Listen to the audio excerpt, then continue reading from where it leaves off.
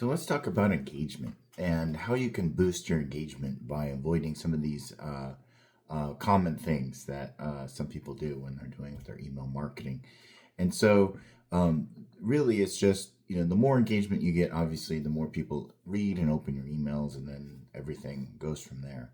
And so, a lot of times you may not even know that you're doing it. You think you're changing things up, and all of a sudden your engagement goes down.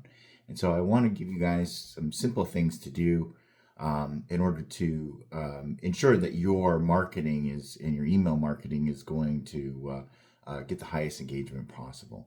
So, first of all, what a lot of times happens is you end up with having too much text in large chunks.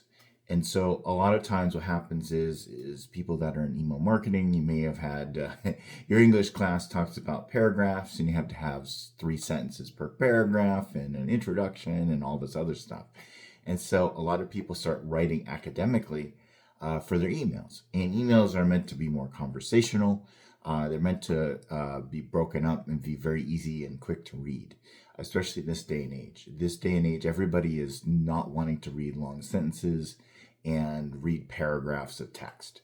And so what you want to do is you want to break those up, and having 1 or 2 sentences per paragraph is probably all you need to do. And having short sentences that are easy to read, bullet points, anything that's like makes it look inviting to read. So what you can do is you can write your emails and then just take like they have like a preview setting. For a lot of times they're either do preview or send a test email to yourself and look at it on your mobile phone, or look at it on desktop, and make sure it seems inviting. It won't always be perfect, but at least feel like it's like, okay, this is an email that is easy to read.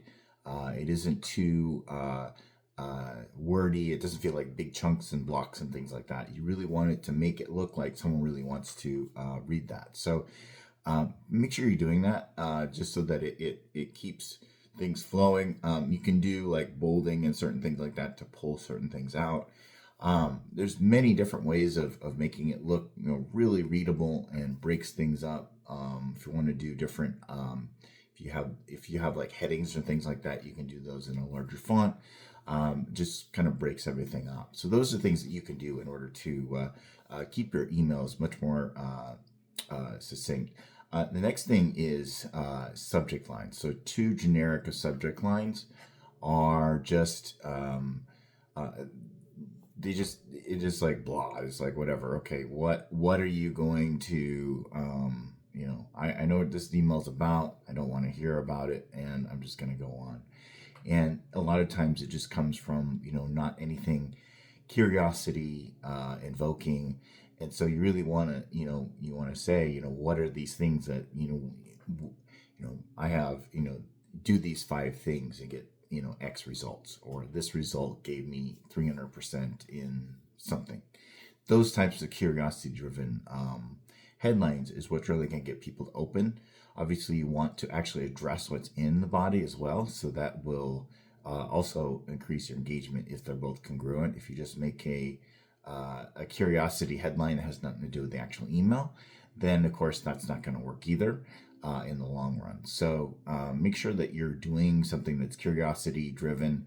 Now with AI, you can come up with different examples, and a lot of times what I'll do is I'll come up with different examples in using ChatGPT, for example, and I'll ask it for 10 ideas. And a lot of times I won't choose one, but I'll take one from one and another from another and put them together, and it makes a really good headline.